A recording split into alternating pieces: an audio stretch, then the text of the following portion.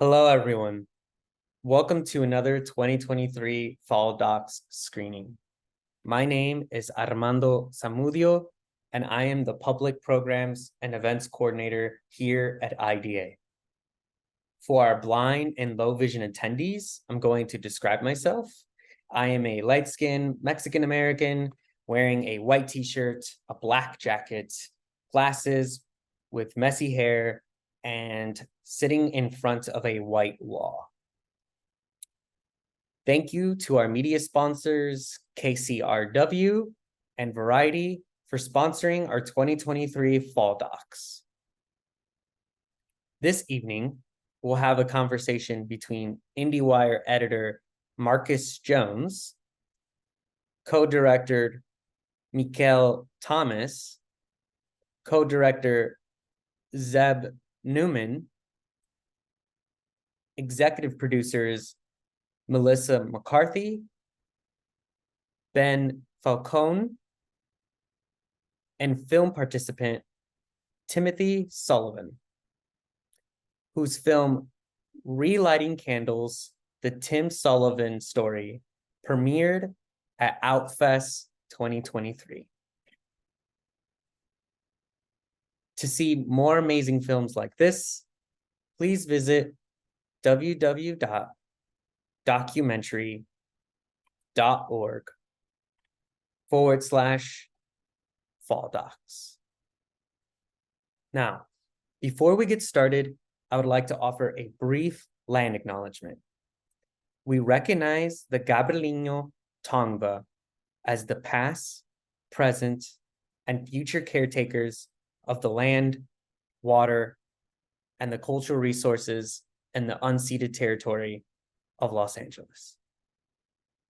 Thank you so much to Andrea Lust for ASL interpreting this discussion. And with that, I will pass it on to Marcus. Thank you. Hello and welcome to our panel discussing Relighting Candles, the Tim Sullivan Story. I'm IndieWire Awards editor Marcus Jones, and joining me today to discuss this wonderful short is the man of the hour, Tim Sullivan, owner of Timothy J. Candles in the city of West Hollywood, as well as directors Zeb Newman, Mikhail Thomas, and executive producers Ben Falcone and Melissa McCarthy. Hi, everyone. Hi. And so to start off, for our blind and low vision attendees, we just want to go around and describe ourselves. So I'm Marcus. I'm a brown person wearing a red sweater polo with messy black hair, sitting in front of a white wall. Tim and Zeb, if you want to go next. You want to go first? Sure. Hi, I'm Tim, and I'm quite old. I'm 82 years old, but still working and still happy. Still have all my hair. That's the best part. It's white. And I am dressed today in a sweater and just a white shirt. Happy to be here. Thank you. I'm Zeb Newman. I'm wearing a blue coat and a blue button shirt, and we're sitting in front of a wall of candles. We're at the candle shop where the film takes place. Yeah. Hi, I'm Melissa. I'm Melissa McCarthy. I am a very short, Irish-looking woman, brown hair. There's a vintage typewriter and a Barbra Streisand album behind us, and I'm delighted to be here. I'm Ben Falcone, executive producer. I'm sitting right next to Melissa, my wife. I'm wearing a cascade of blue colors today. I've got a blue shirt and a blue cardigan, and I'm just sitting in front of the same wall that Melissa is sitting in front of.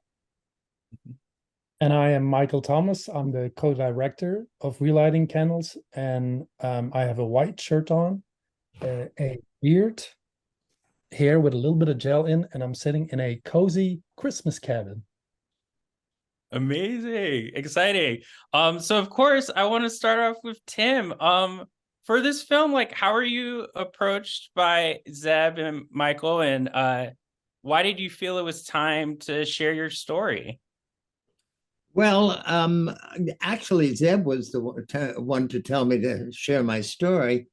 He invited me to lunch with Mikhail, and we started to talk about the business and how long it's been in business.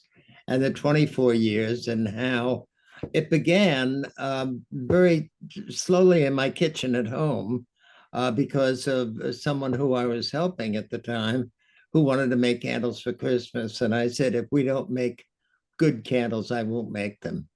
So having been in New York for so many years with Lancome and everything and Avon, I call my friends in New York who gave me introductions to fragrance people and also to wax people, everything else. Back then, it wasn't easy to find anything.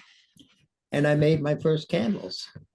And these candles just were given to people who, in turn, somehow or another, they found into somebody else's hands. And then one morning I got a call, and it's from a lady in Dallas, Texas, Mercedes Bass's assistant, who had gotten one of the candles only because it was in a bag and she needed the bag. She was at an antique store. Mm-hmm. And she said to me, luckily I picked up the phone correctly, but the assistant said, Miss Bass would like some candles. And I said, well, how many? And she said, 48. Now, I think I had made up till that point around 11. So I said, just hold on, let me check stock. Yeah. I've got my hand over the receiver like, oh my God, now what do I do? And I said, okay, we'll do that for you. And I took down her information and we made them in the kitchen. Yeah. And kept making them in the kitchen on a double boiler, very simply. And they kept coming out well. And more people wanted them. So that I had to move my furniture out of my apartment and use that as the shipping area also. And what happened there was I had no help or anything. I just had the one guy who I helped. And when I was going to the meetings at my 12-step, I would just say, hey, do you need a job? Do you need a job? And most of these people don't have jobs because they're just getting over the worst of it. And they started to come to my house. Then I found a store not far from me, an old dry cleaner, and we moved into there. And that's when it really began to take off. And I would be up to 10, 15 people. And at one point it was, I think, 17. Mm-hmm. All but covering alcoholics and addicts, standing around this table, cleaning the candles, wrapping them, putting them in boxes, doing all that. And it just kept going. And I got known for this. And it just, people would come in to me and say, have you got any work? I have nowhere to stay. Yeah. So they ended up starting to sleep on the floor of the shop as well. And with that, it continued to grow. And happily, it kept expanding. And I think there were some good things from my higher power working there for us too, because we always had orders coming in, and the orders were good. Yeah, and then you have this request. It sounds like, Zeb, you were the one to reach out first to say, like, let's turn this into a film. Yes, I've known Tim. I'm in the community, and so I've known Tim for like over a decade. And I've known many people who have worked in the candle shop, and I've seen their lives totally transform. And so I sort of always knew that there was potentially like a really incredible story here. And to know Tim is to just know what a like lovely, supportive, fun, colorful person he is. And as a storyteller, we're drawn to those types of characters. And so, yeah. Yeah. And I think this is you and Michael's first time collaborating. Is that true? How did you all kind of link up and then approach telling Tim's story together? You want to take it, Michael? Sure. We both had a film at Outfest 2 years ago. And when we met there, we immediately clicked and really bonded and connected. And we said we have to work together at some point. And once Zeb told me about the story of Tim, I was immediately on board because both Zeb and I, we have a passion of, telling stories that are important in society, and also sometimes stories that, don't have the light that they deserve. And, the drug epidemic is very rampant right now in Los Angeles, and it is a story that we definitely really wanted to highlight. And so we had lunch together, and we were immediately on board to tell the story. Yeah. And then of course next, like Ben and Melissa, how did you two get involved, and what made you all want to champion this film telling Tim's story? Oh, do you want to Well, go? we met Zeb at his old job, and we were guests on the show he worked on, and we immediately hit it off. And then he said, "Oh, hey, by the way, I would like to come to you at some point. I have this idea." And he sort of loosely told me the same thing that we're all talking about now, of how an amazing person Tim is. And so I told Melissa, and she said, "Absolutely, of course." And so it was pretty quick from there. There was no real. It's an incredibly easy decision to make, to shine the light on someone as amazing and as Tim, that has changed so many lives, that has been such a tether and a life boat to so many people, and such an example of, that there's always hope at the end of the tunnel. Like his life has been in service. I think it's an inspiration to everyone who needs to be reminded to do a little more, and everyone who maybe needs a little more help. It's just, I think these stories need to be told to keep our humanity. And I'm also trying to figure out how to clone Tim and just put him everywhere. That's my real purpose. I know.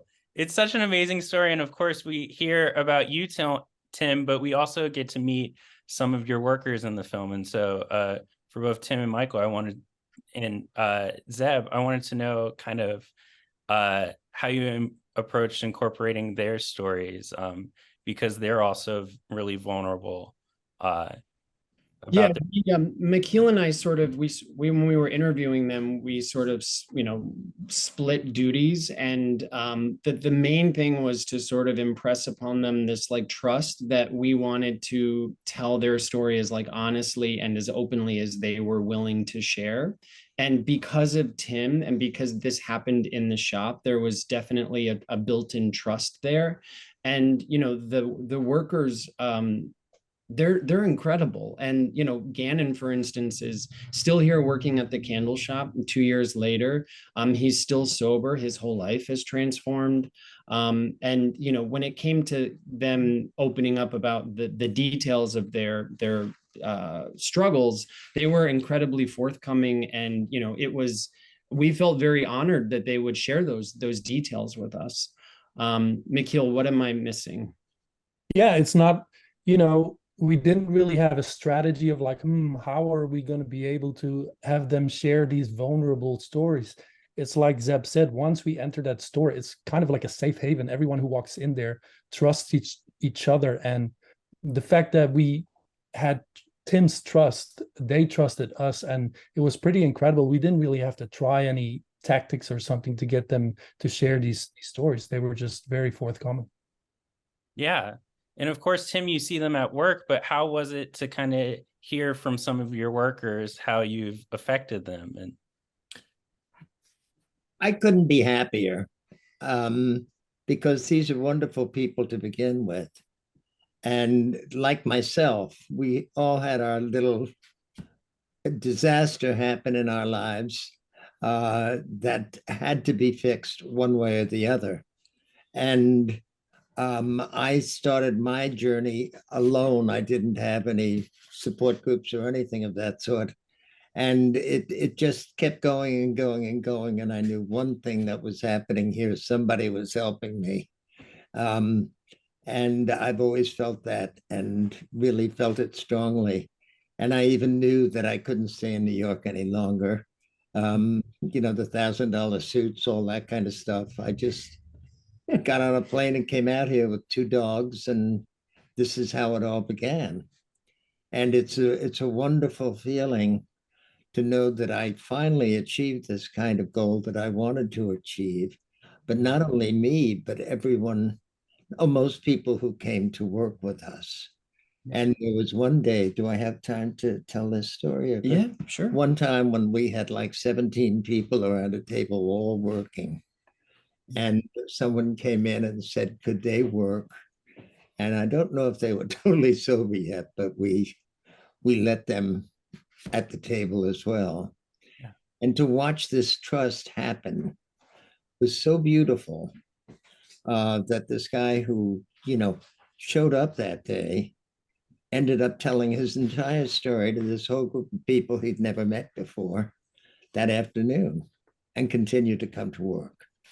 So those are the nice things that happen. And I think that we forget about these things because we have this feeling that we have to label people or do stuff like that. And it's not the case. Yeah. I wanted to ask, speaking from like a production standpoint, you mentioned this rich life you had. You were in New York and then you had come to LA and really started this business. This film incorporates some of that archival footage. So like, did Tim already have these handy, or what was kind of the research project, and how involved was Leah during production for the final edit? Leah is really the secret sauce. She's our editor. She's incredible. The three of us, Mikhail, Leah, and I worked, very, very well together. And Leah, the archival footage, Tim has all of it. He has, like, as you can imagine, like many, many photo albums filled with every era of his life, and a lot of just like really colorful, beautiful photos that like really signify different moments in time. There's a photo we use of him on a boat in a Speedo, in that red Speedo. In Haiti. Yes. And that freedom, that after he got sober, to see that image of him on a boat in a Speedo, I mean, he's gorgeous. I mean, gorgeous. Trade for days. Tim was gorgeous. To see that image of him was, just what a lucky find for us as filmmakers and as storytellers to have access to that type of image to put with the words of him talking about the freedom he felt from getting sober. I also remember one of the previous cuts, we had more stock footage of archive footage of New York.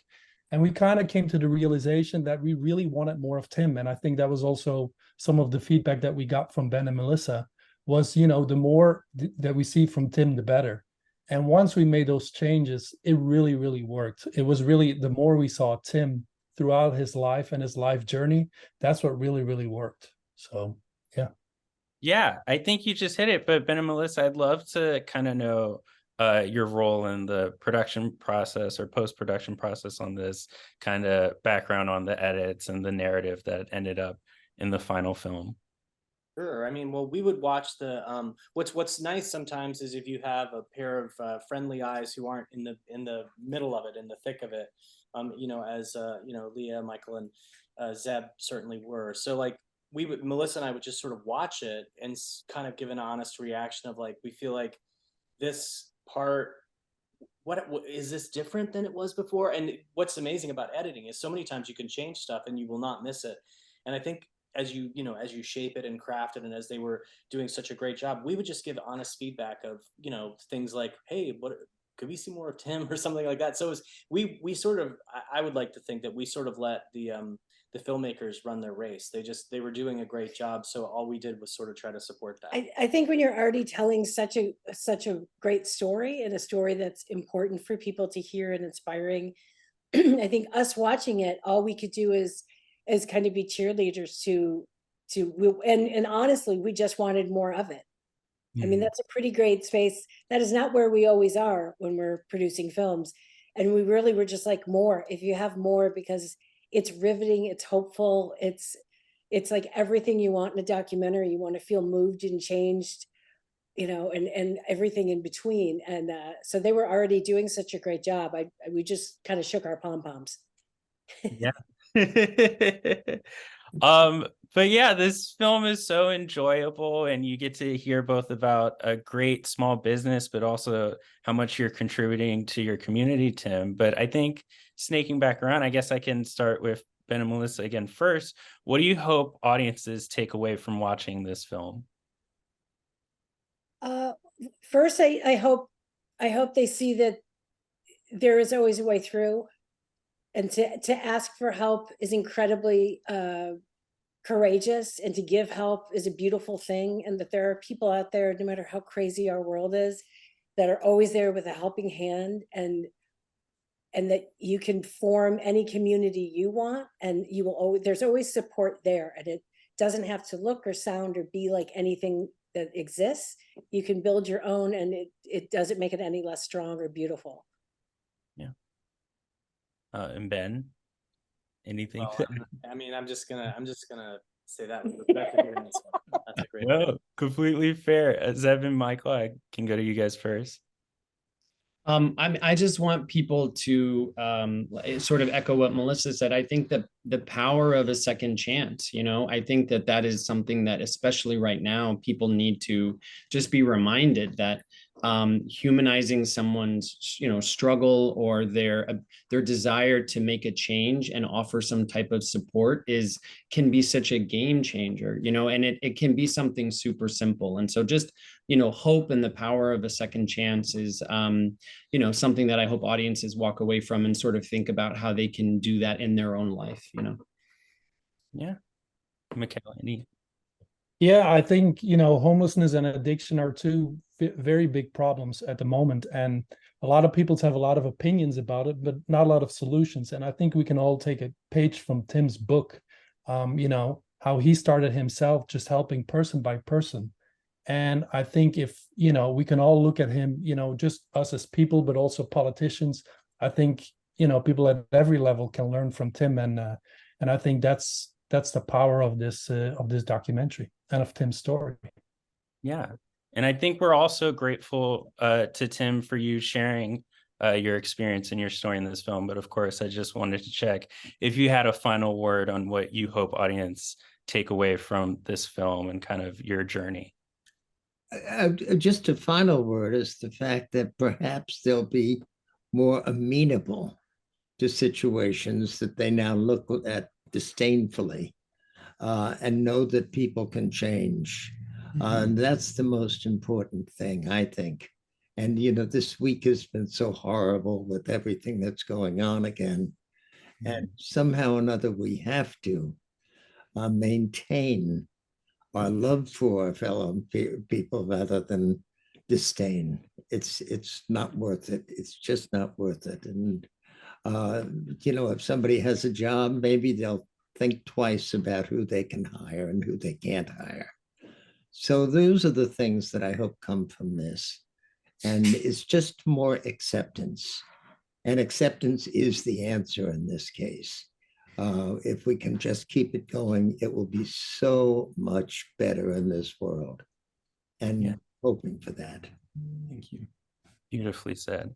But once again, I want to thank Tim, Zeb, Mikhail, Ben, and Melissa.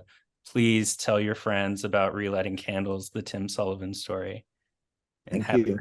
Day. Thanks, guys. Thank you so much, Marcus. Thank you. Thanks, Marcus. Thank you.